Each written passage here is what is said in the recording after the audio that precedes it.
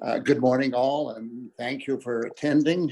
I'm Larry Jewell from Edmonton Pride Seniors Group, and this is our weekly Aging with Pride discussion group for GLBTQ 2S plus seniors and allies. Thank you as well for our partners, or to our partners, SAGE and Pride Center of Edmonton. Our regular technical support, Kim is not able to be here, and he's being replaced by no less than the executive director, and Don Carter, for which I thank her. Don, however, does not use sign language, and therefore we will not have signing today, but everything else will be the same as earlier. Before I introduce the speaker, I want to acknowledge that we are located on Treaty 6 territory and respect the history, languages and cultures of First Nations, Métis, Inuit, and all First Peoples of Canada, whose presence continues to enrich our community.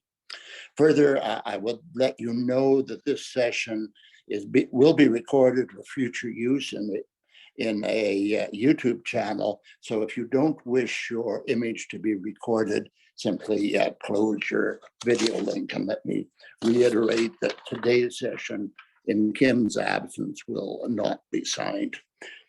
Our speaker is storyteller Ron Byers, who's a long-standing member and indeed leader in the Edmonton queer community.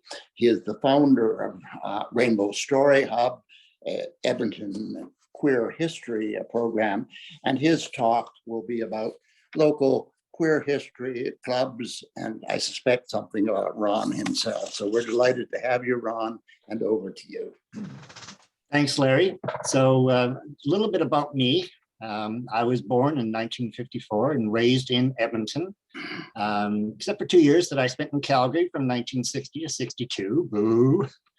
I also lived on a small farm out in, west of Tofield, but we'll talk about that a little bit more later.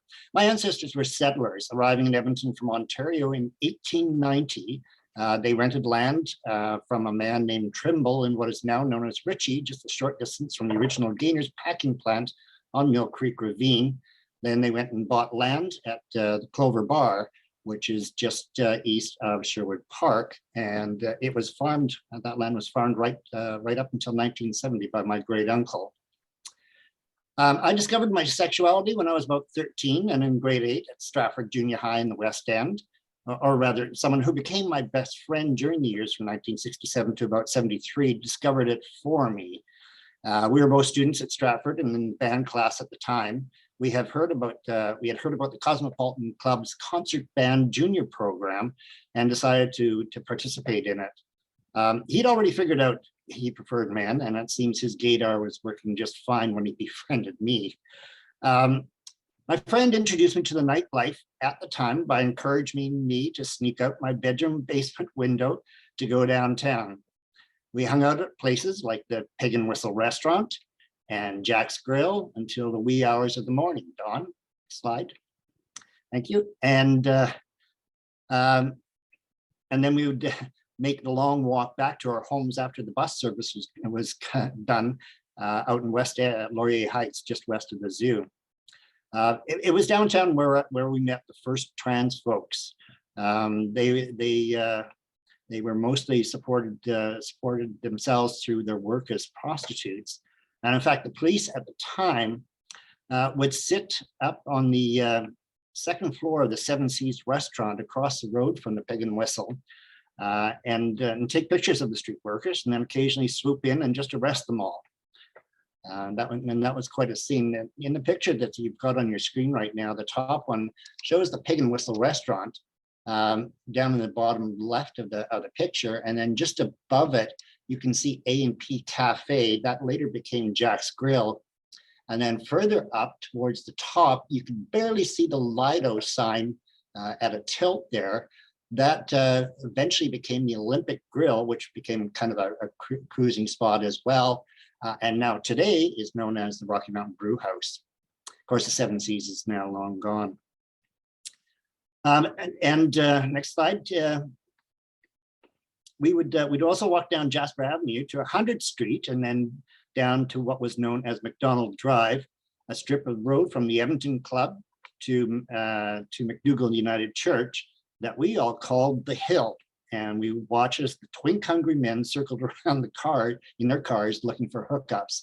This picture was taken in the very early 60s, I believe. It was before AGT Tower was built. You can see the Edmonton Club just across from the McDonald Hotel on the right side of your screen, and then McDonald Drive surrounded by the trees going over to McDougall United Church on the McDougall Church on the left side of your screen there.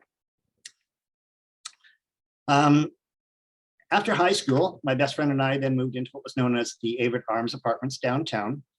But at the time, it was also better known as Vaseline Towers by the many gay men that resided there at the time. You can end the presentation, Don. In 1974, my friend and I chose different paths in life, with him moving to Vancouver, where he founded the Vancouver Gay Men's Choir, which he still conducts to this day. Willie Zwazdeski also had an older brother named Gene, who became a bit of a political force in Alberta politics. But before he left Edmonton, him and I decided to go to this gay bar that some of the folks at the Peg and on the Hill had talked about. At the time, I was working for Malabar Dance and Theatre as the manager, and it was located right where Rocky Mountain Brew House is, and had access to all the rental costumes. So on October 27th in 1973, we went to the Club 70 for the first time, dressed in Victorian lord and lady costumes. And when we got to the door, we had to prove that we were gay. Now, the reason we waited until 1973 was because Willie was 1 year younger than I was and had just turned 18 the month before. So if we go back to the beginning, and I was in grade 8, he would have been a year younger than me at that time. So we were both pretty young.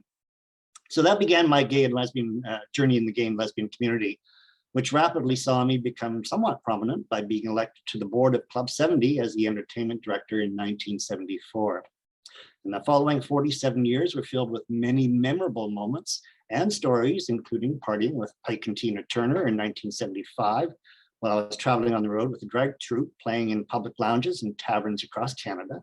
We met Eartha Kitt at the McDonald Hotel. We snorted coke with Canadian singer Gene Himpanelli, hosted parties on my farm out at Toefield with as many as 300 people coming out to have fun on a long weekend in July of 1982, I believe it was. And I was working at Flashback as a business manager, and I was part of the founding group of the Imperial Sovereign Corps of the Wild Rose, and so much more. So how did I become a queer historian?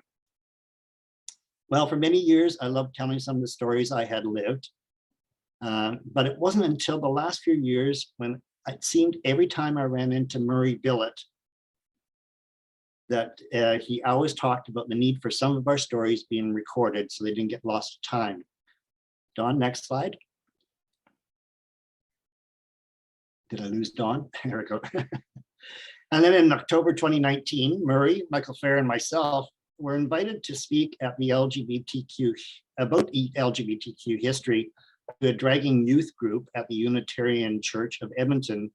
That the thought of trying to find a way to get some of our history recorded sort of became important to me.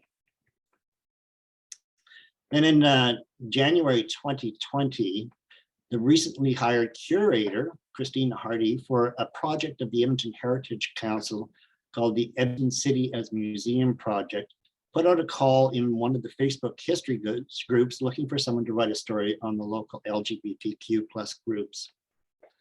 Dawn, next slide. The Imperial, and you can go to the next slide as well. The Imperial Sovereign Court of the Wild Rose was one of the groups that they wanted to have history on. There we go. And a good friend of mine, Lauren Stelmack, otherwise known as Big Daddy, tagged me in a recommendation to tell the story.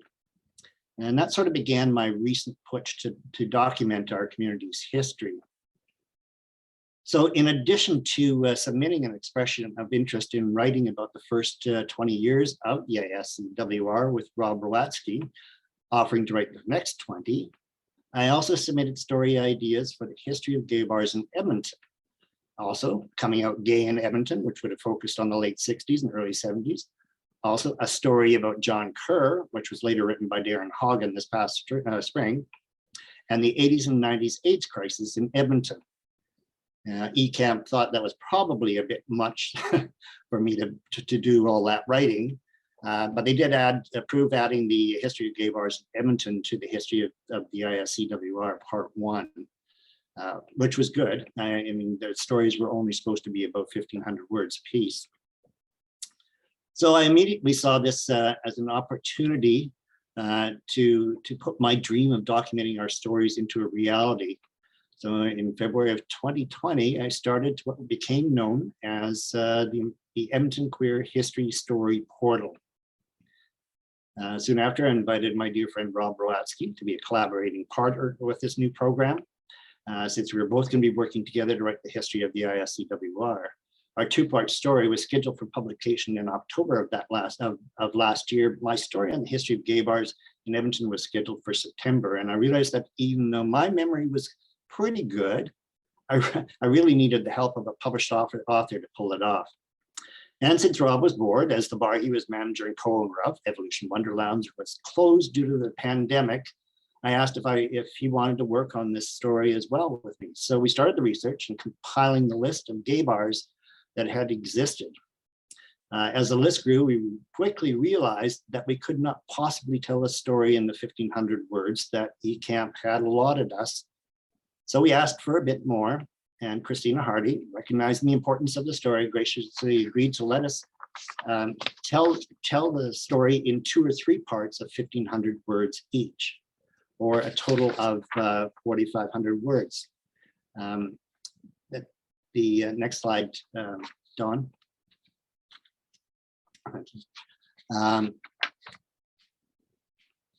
In the end, it ended up becoming a 6-part story with around 7,200 words, and we're really thankful for Ecamp and the Edmonton Heritage Council for supporting the importance of this story in its entirety. So what work is being done in the history of Edmonton? One is the Ecamp Project, which started in 2014. And at the time, they had invited Michael Fair to write a story. He chose one memorable story, Flashback in the Gay Drag Races.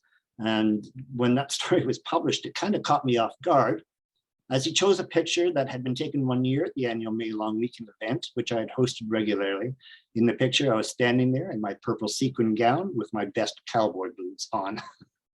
There I am, front and center.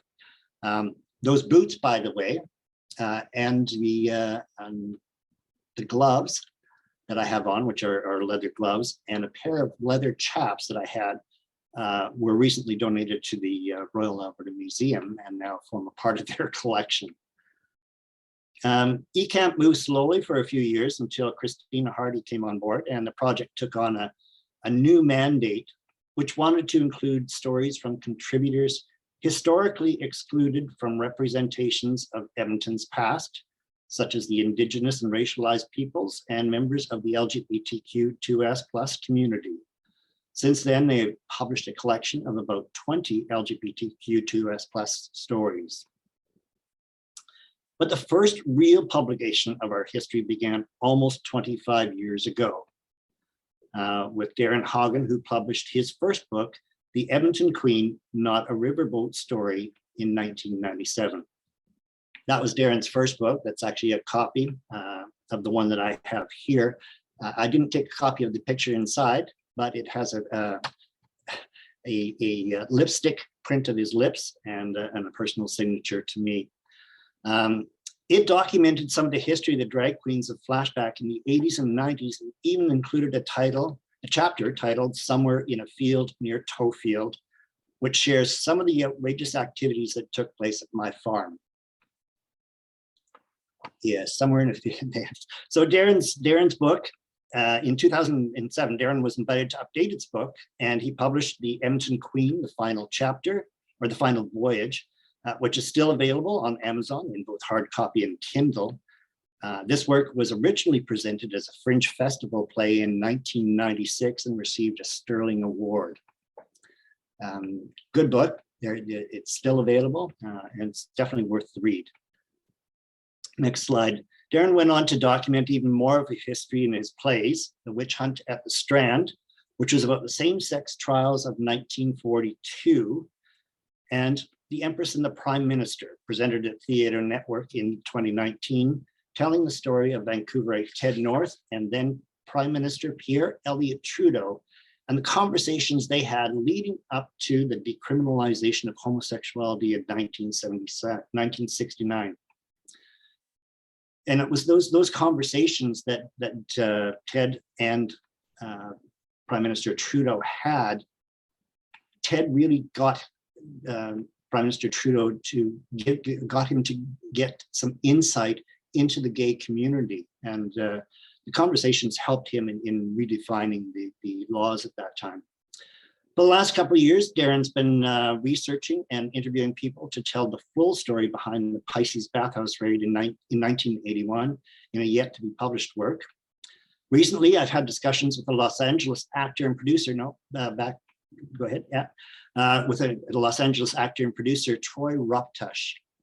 Now, he was born and raised in Vegreville, and recently had a film premiere both in Vegreville and across Canada and the United States. It's available currently on TELUS, and should be available on Netflix in the future.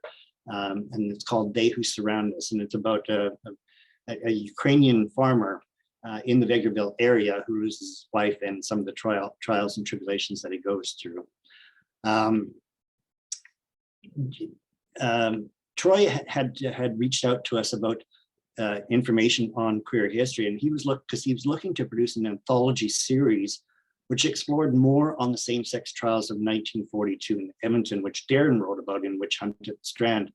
Roy recently posted this Instagram post on October 20th, alluding to the project, and you see the hashtags deviant, hashtag true crime, hashtag true crime addict, hashtag anthology series, hashtag 1942, hashtag noir, hashtag detective, hashtag dragnet, and hashtag Edmonton. So it'll be interesting to see how this production works out. I don't know how many episodes he's planning on producing, but I'm sure he's going to have to do a lot of research as well into those trials, which were quite famous at the time. They were written about quite broadly in the Edmonton Journal and newspapers right across Canada. And basically what it was a group of actors that had got gathered together in the old Strand Theatre. They were a small theatre group, and they were all gay, and the police heard about it and came in and arrested all of them for being gay. Next slide. In 2015, Dr. Chris Wells created the Edmonton Queer History Project and made a start at documenting some of our past. He and Michelle Lavoie curated a physical traveling exhibition of artifacts and pictures telling some of our history. This past spring, they also worked with Darren Hagen, Michael Fair, Rob Bowatsky, and others to restart their project. And they put together, I believe, a walking tour that you can download on your phone as an app. And you can look forward to seeing this at Pride of 2022. Next slide. This summer, my program, the Edmonton Queer History Story Portal, finally got off the ground, long delayed by the pandemic. With the community advisory team, including Michael Fair, Darren Hagen, Liz Messiah, Anita Jensen, Marnie Panas, Rob Gurney, myself, and Rob Bowatsky, we met virtually to develop a mandate and path forward to start collecting stories that tell our history from those who lived it before those stories get lost to time. Next slide. In discussions on how to move forward, we also came up with a new name to better identify and distinguish what we'll be about. And now identifying as a Rainbow Story Hub / Edmonton Queer History. So far, we have published a few stories and shared some done by Darren and Michael from other projects like Ecamp and the Edmonton Public Library. The reason we chose to keep with the Edmonton Queer History is because we can change that tagline and focus on specific projects. So we will still be the Rainbow Story Hub, but Some projects could be the Edmonton trans history, or the Edmonton lesbian history, or the Edmonton bisexual history, who often get left out of things. Next slide. Since December 27th, we've been publishing a collection of videos from the Edmonton Pride Parades from 2001 to 2014 from Rod McConnell. This came about from a message I got from Liz Messiah, who found an old CD, and note that's a CD, not a DVD, which had the 2001 Pride Parade on it. She thought it might be a good addition to our program and the website. So I tracked down Rod and to get his permission, and this led to him offering many more years that he had in his collection. Him and I have been working for the last 2 months to try and put them all together and get them uploaded to our YouTube channel and posted onto our website. So in just about 40 minutes, you can check out our next post on social media for the 2007 Pride Parade, which also features a segment of Michael Fair's last Pride speech as a city councillor. We're looking for more stories to fill out our history from the viewpoint of those who lived it. Each of us have had unique experiences, and that means there's so much room for so many stories that, taken as a collective, would give future generations a great picture of life in the 2S LGBTQ+ community in Edmonton. For those who've experienced the wonder and changes that Flashback brought, there are so many different stories we'd love to see. We feel that there's never too many stories about Flashback, the Roost, or events such as the Delrin Green case, Pride festivals, and more. So how can you contribute if you've got a story? You can reach out to us through our website, where you can submit your story idea. Next slide. We'd love to hear about you and your story, or the telling of an event or person or place that was significant in your life. Just go to our website at queerhistory.ca/contribute. You'll see this form on there. You just fill it out and send it to us. And there is also a link for the content creator guidelines that you can download to see what sort of expectations that we have for an article, which generally would include some pictures or visual parts of it as well. Next slide. So we recognize that not everyone is great at writing essays or stories, and it's my hope that we can find some energized people to put together a program with Edmonton area GSAs and QSAs to team up some of their participants with one of our community's heroes who have a story or need their story told. This vision is connecting someone from our community with some of these young folks to document the story and then tell it on their behalf. So if you think you want to be a part of this or want to take on the challenge of organizing this, we would love to hear from you. It's a lot of work to pull this together. There is a GSA Alberta organization that is a good starting point to get out there and launch this. But for us, I mean, we know that not everybody's great at writing. I sometimes write too much. Other people write barely enough. So we think it's really vital that the young people get a chance to work with some of our elders in our community and get these stories down. And this is such a great way of doing that by putting the two groups together. Next slide. This past June, I was also contacted by the Provincial Museum of Alberta, who've expressed, the Royal Alberta Museum, who've expressed a serious desire to tell our community story in a new display, which will be curated for 2023. Now, they've approached me and the Rainbow Story Hub to help make this happen. And we're looking for community members that are interested in working with them to create this display. We did a tour of the museum where several of the curators walked through with us and sort of demonstrated in a visual way how they go about putting a story case together. We looked at some of the showcases and they showed us how they put the items in there, how they document them, and then how that whole case tells a whole story. So we want to be able to help work with them and try and develop this story. And they're looking at doing this for 2023 because apparently it takes a year or so to develop the idea and then another year to actually curate the items to put it into the display. Next slide. So where can you go to read some of our stories? Well, first is the Edmonton City's Museum Project at citymuseumemonton.ca. If you'd use the search box and just search gay or search queer or search lesbian, it'll come up with a list of the stories with that tag reference to it. And you can go to our website at queerhistory.ca or onto our social media accounts, Yeg Queer History, on Facebook, Twitter, and Instagram. And we publish a lot of stuff that doesn't necessarily get onto our website. We publish on social media. But on the website itself, we have a number of stories, particularly in the parades right now, plus links for stories that Darren Hagen did for the Edmonton Public Library, talking about the Pisces bathhouse raid, the Michael Fair's story on Ecamp, plus a link for the Ecamp using the search term gay. Next slide. Now, the promotion for today's event suggested I'd be talking about gay bars in Edmonton. So here's a list of all 38 and the locations with all 38 places and locations with some bars in several locations and some locations having several bars. When Rob and I set out to write the story, Rob had already done some of the work in the previous few years, more for his own interest at the time. He would text me and say, do you remember a bar here or do you remember a bar there? And I would say, well, yeah, I remember that. So most of that original list that he was putting together came from my memory. But we actually started to do the research. Neither of us expected to have a list this long.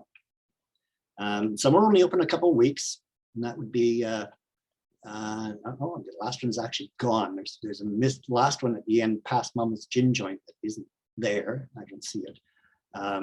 And that was only open for a period of 3 weeks in June of 2018, I believe. And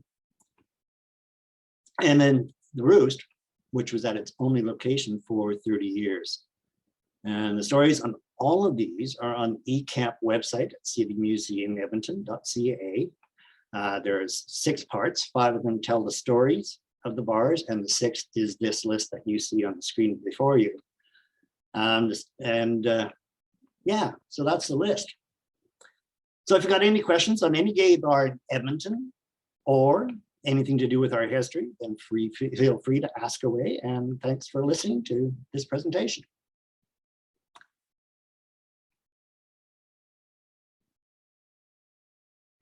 Anyone got some questions? Thank you very much, Ron. I'll ask people to unmute themselves as they have questions, and you may either simply wave your hand or use the chat box, and we'll try to find anything.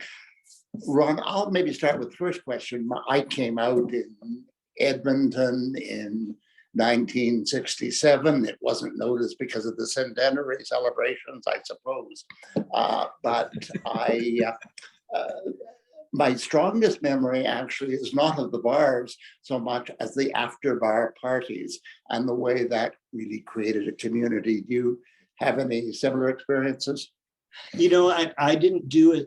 I'm not a really social person, so I'm not always comfortable going to house parties. But certainly a lot of people around me and a lot of friends. That whole house party scene happened, you know, because there was really no private clubs at the time, with Club 70 only opening up in late '69, early '70. So people like at the time would go to all these house parties, and that's sort of how they socialized at the time. That went on well into the late '70s, and you know, a little bit in the early '80s. But you know, as far as public bars at the time, you know, people would gather at the you know, the local taverns and stuff like that, such as you know, the King Edward Hotel, the Mayfair Hotel, the Corona Hotel, and there's another one that's escaping my mind right now, which is downtown around 101st Street. Yeah, I thought it certainly was a way of helping to create community, and how central, of course, the gay bars were in that area to the creation of community. They had some downsides as well that we may talk about later, but central institution. Michael has a question or comment. You've been mentioning it. Thanks, and thanks very much, Ron, for the presentation. I do have a question. I'm just going to make a couple real quick comments because what I was told about house parties is that there were a number of house parties that lesbians had, particularly on the south side, off of White Avenue a bit, but closer to Bonnie Doon kind of thing in that area. And a number of men that were notorious for having them almost every weekend that lived in an apartment on 101st and about 111th. And it was raided by the police a couple of times because of the noise and blah, blah, blah kind of thing in that too. I don't have any detail on those. It was just interesting. I did want to ask though, you indicated that you were on the the board of Club 70 and I think about 1974. I think you said. Yes. So the club lasted a couple more years after that, and I wonder if you could say something about that. And then did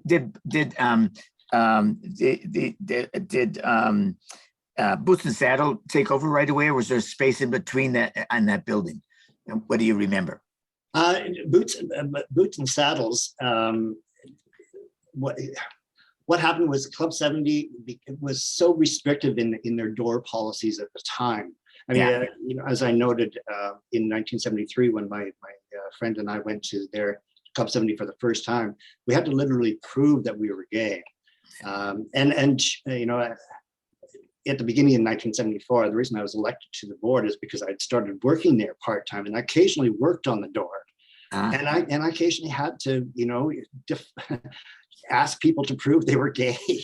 It was really, you know, it was kind of a bizarre situation. But at the time, I mean, you really had to make sure that who you were letting into the club, you know, wasn't going to be a problem coming in.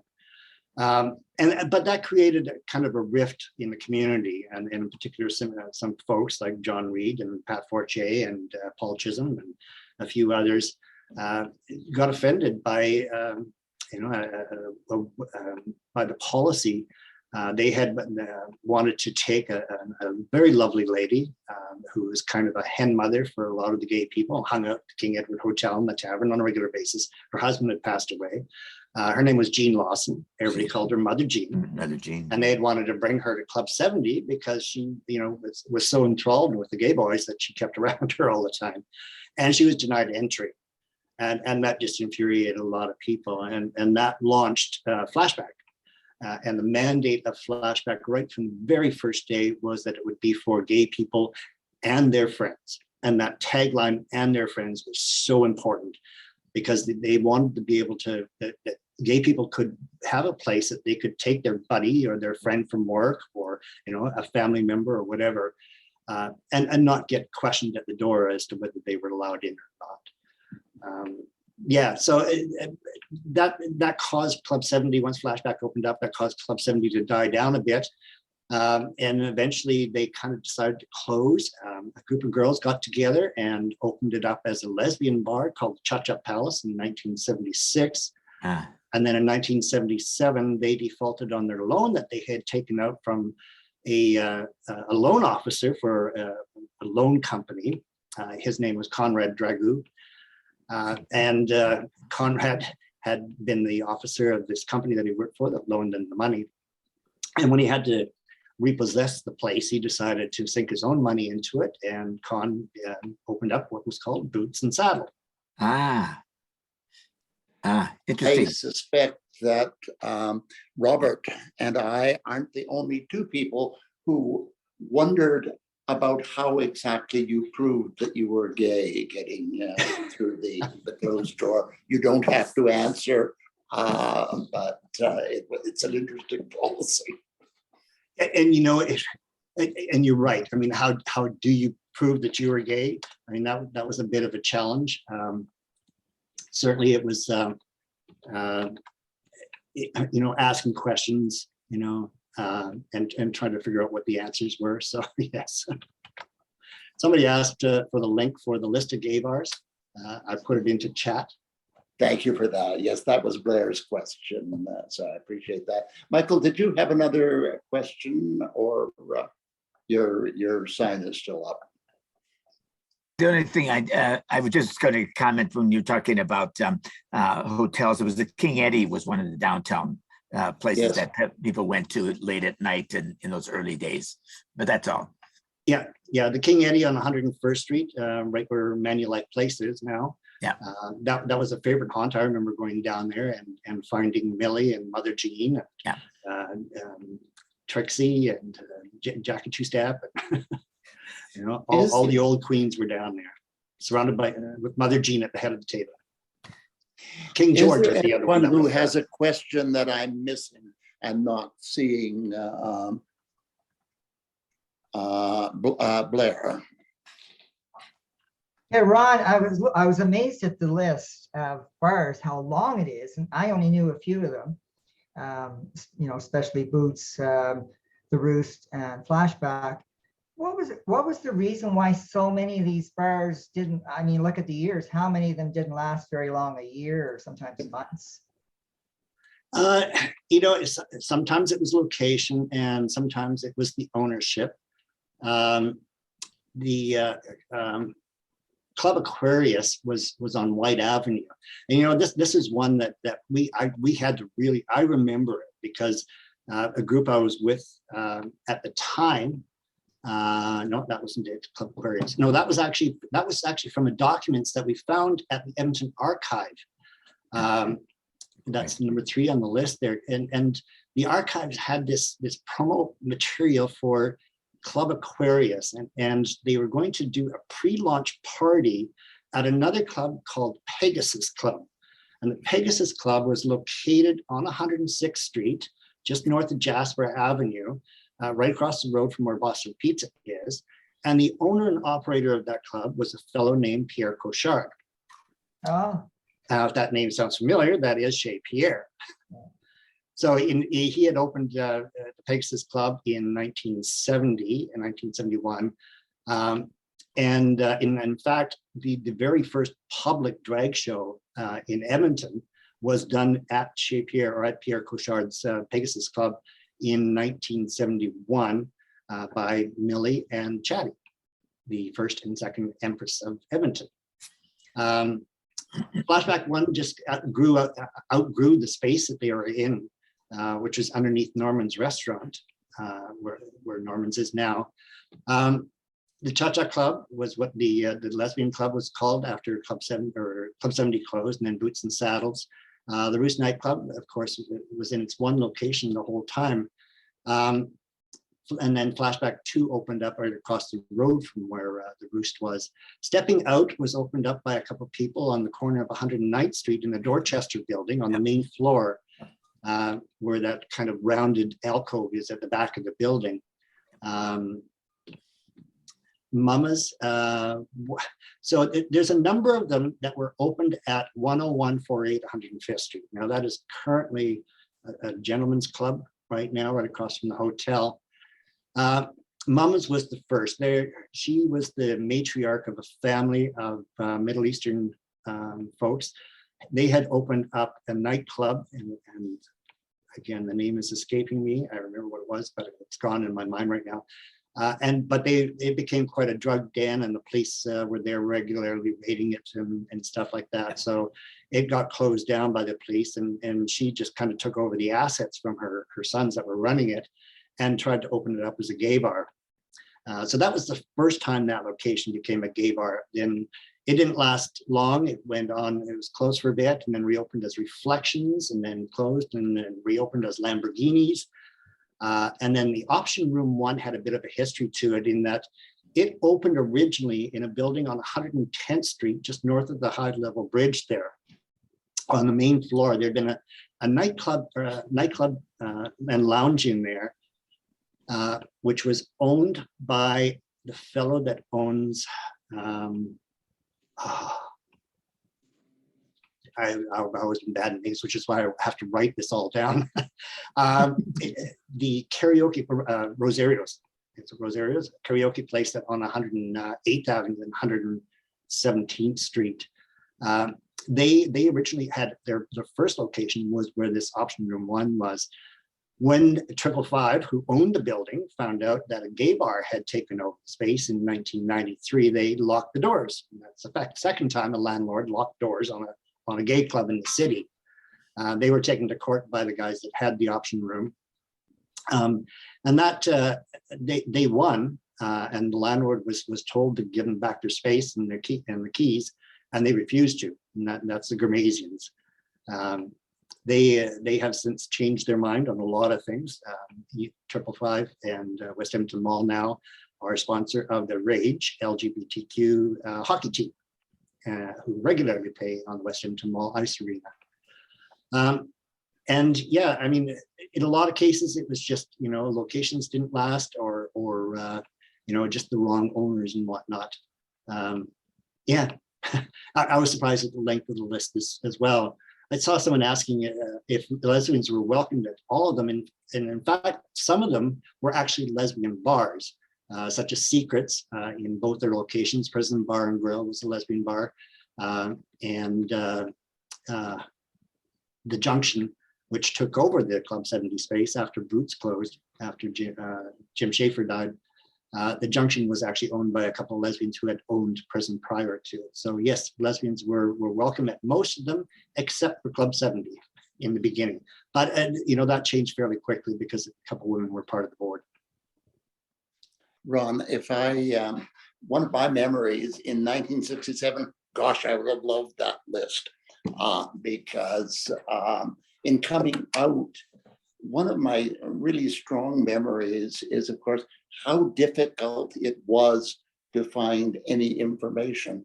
And the way I found myself to found a gay bar in Edmonton was I happened to be in a straight bar in White Avenue, went to the men's room, and someone had written, "Where are the fags go in Edmonton?"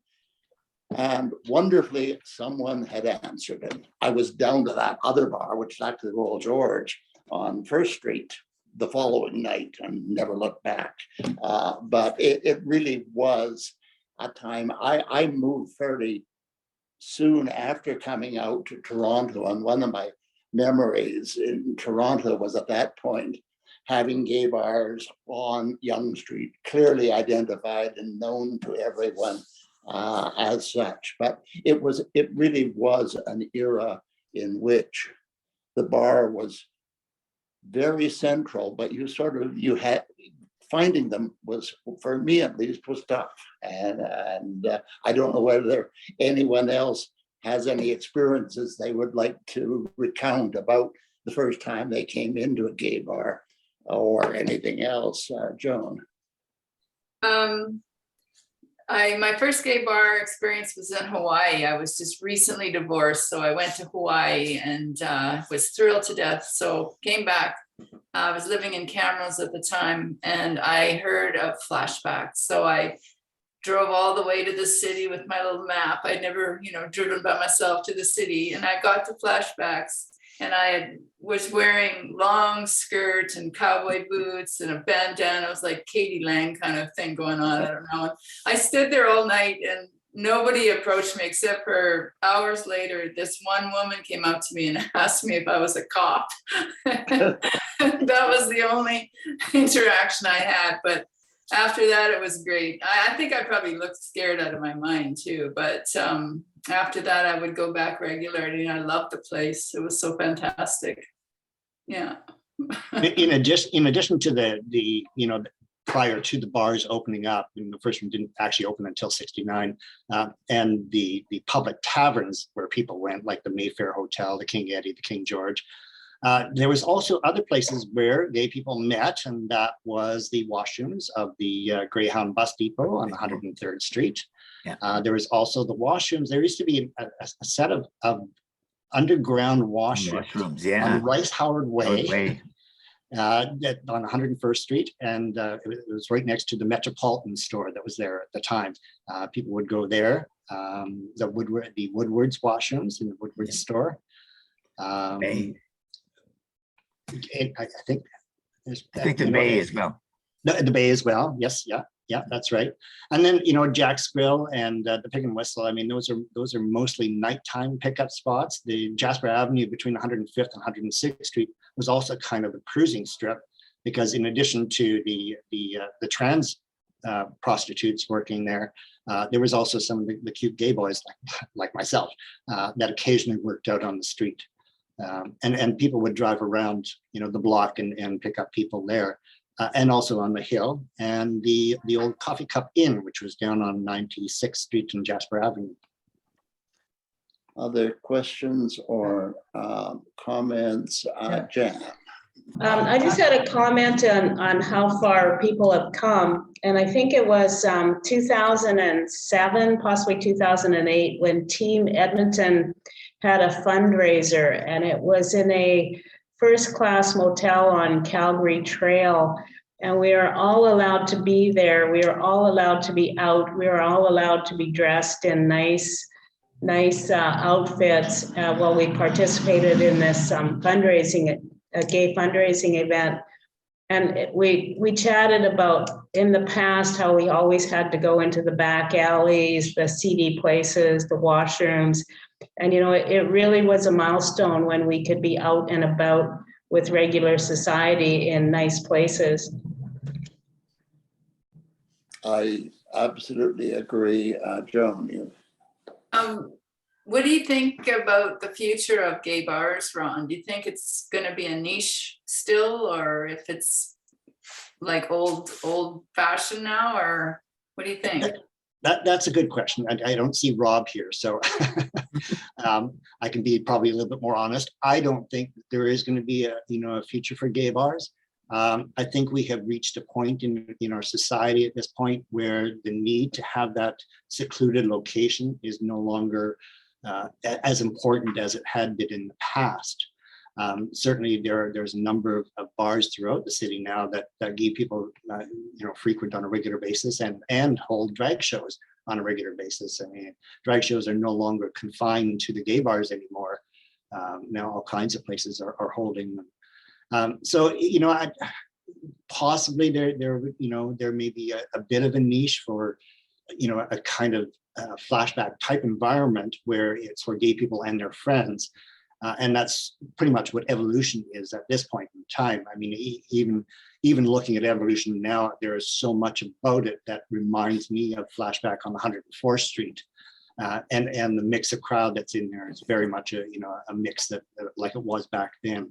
So, I think there's a possibility something like that might stay, around for a while. It is possible that a pub atmosphere operated by the right personality might make a go of it, because there's still a lot of people that would prefer, particularly men, prefer to go to a bar where all they're going to have is other men who might be interested in hooking up with them. But in the city, I mean, that the pubs, I mean, we really only have had one pub, and that was Woody's, in that type of style. So I mean, it lasted for quite a few years, but nobody else has ventured to invest the money to open up another one similar to that. I think that really does reinforce how important it is to document this phase in queer existence, because it was absolutely central. I agree with you that the likelihood of them continuing on in the way they were really is gone. Sorry, Paul, I do have a comment or question. Yeah, that's okay. Actually, I go back quite a ways in the gay community in Edmonton. I no longer live in Edmonton. My first impression was Club 70, and I went there in 1970 after they had just relocated. And I was just scared to go in there. I mean, there was homosexuals in there. Then a handsome man invited me to dance, and I'd never danced with a man before. So, well, it was quite an experience. Anyway, to make a long story short, it ended up I was on the board of directors for a number of years at Club 70. And then I ended up being the club manager for the last 2 years. Huh. And then myself and 3 others started the Roost. And I was the full-time manager at the Roost up until 1985 when I sold out to Jim Schaefer. And Michael, I had invited you to my home in St. Albert at the time. Yes. And this was 2005. Yep. And I gave you all kinds of information, Yep. Old club newsletters, all kinds of stuff from Club 70. And I said, I'm leaving Edmonton, I'm moving to Nanaimo, but here's all this stuff. I'm sure you'll know what to do with it. So, and then last year, I got a hold of Rob Brawatsky, and I sent him all kinds of photographs that I had of the Roost, which I had taken prior to 1985. So there's quite a bit of history that I was luckily able to share. Thanks, Paul. I knew your name, but I wasn't putting two and two together. But now that you've expressed all this information, I know exactly who you are. Yeah, I remember you quite well. Oh, yeah.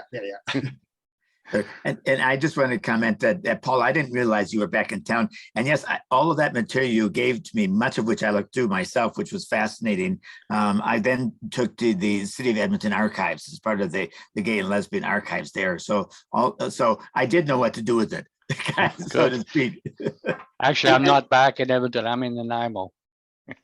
And the pictures that you sent to Rob, Rob does have those, and we're trying to find a way to put those online. We also got a massive collection of pictures from Bill Lee, who is on the call here as well, and we thank him for those pictures.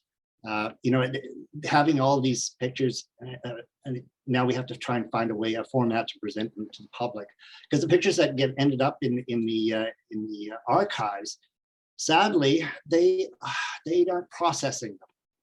There is paper files that we've gone to, and we went through a number of them trying to come up with a list of clubs. We went through magazines and looked at ads and all kinds of stuff to come up with all those dates and everything. Dennis Cambly, who was the owner and editor in chief of Times Point 10 magazine, he donated all his digital files from the magazine, all the magazine copies and all the pictures, to the city archives. And so when we went in last year, we asked about them, and they said they have not been processed. Now, Dennis donated them back in 2010 or 2011, somewhere around there. And they've been sitting in the basement of the archives for a decade. And they either don't have the staff to process them, or just don't want to devote the resources to process them, or who knows. So if you've got influence on our city council, it might be worth influencing some additional cash to go to the city archives to start processing all this stuff that they apparently have in their basement that is not available at all. We really found a lack of information when we went researching a lot of the stuff that we did. We are approaching 5 to 12, so I'm going to ask whether there is any final question or comment from someone, and if I don't see your hand, please just raise your hand. I see Michael's hand. Yes, Rob, and thanks again for the information. And I'm really pleased that you also put in about Darren's play about Trudeau and the Drake from Vancouver, whose name I already forget. Who was originally from Alberta, I believe, as well. But I also wanted to mention, because that was 1969, that many of us talk about that the big event in 1969 was Stonewall. Well, that by Trudeau predates them by 6 weeks of that. Canada actually made its changes before all of that went on in New York, and we forget that how important that was in Canada. It also, I think, indicates that much of what changed in Canada was through legislation, politics, legal kinds of things that were done, where the states had they fought and beat him down and the rest of that too. So it's a really good reminder of how significant things happened in Canada that made the changes. And so thanks for that, as well as the rest of it. It's a good point at which, sorry, Ron, we're really sorry. at the end of the time here, and I do want to thank you. So I want to have that opportunity to thank you. The point about Stonewall really is important. In fact, I was out and in Toronto at the time, and Stonewall was, yeah, you really didn't pay much attention then. I was just going to mention Ron, that. I really want to thank you for the talk you've given. Really a lot of information put through, and thank you for that. Some of us will remember bits and pieces of it, but to have it all collected in that way is so important.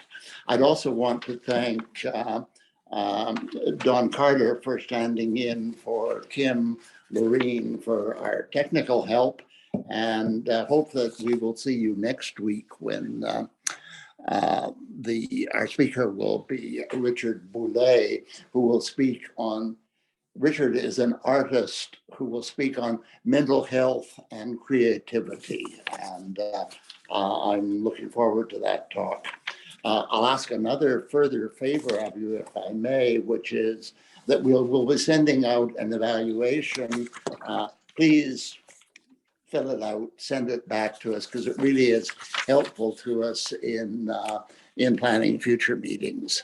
And also for the members of the core people and Ron, if you would like to join us for a brief debriefing after this, simply sign out, which we will do shortly, and sign back in. I'm sorry, I'm going to give you the last word, Ron, since we've still got a couple of minutes, but it's only a couple of minutes. Just to follow up on Michael and 1969, that the enforcement of homosexuals and in the crime of sodomy and indecent assault on a male actually was not entered into the statutes of Canada until 1869. So it was exactly 100 years that we were illegal. Lesbians did not become illegal until 1953. And there you have it. Unless there's anything further, I'm going to thank you all for your attendance, remind you again about the evaluation, thank Ron, and turn the meeting back to Dawn. So I just wanted to say thank you again to everyone for coming. Thank you, Ron, for your wonderful presentation. Thank you, Jen. Thank you, Larry, and thank you, Eric, who is not here, for being part of the Aging with Pride team. And Larry, thank you so much for hosting today. And as Kim would say, see y'all next week.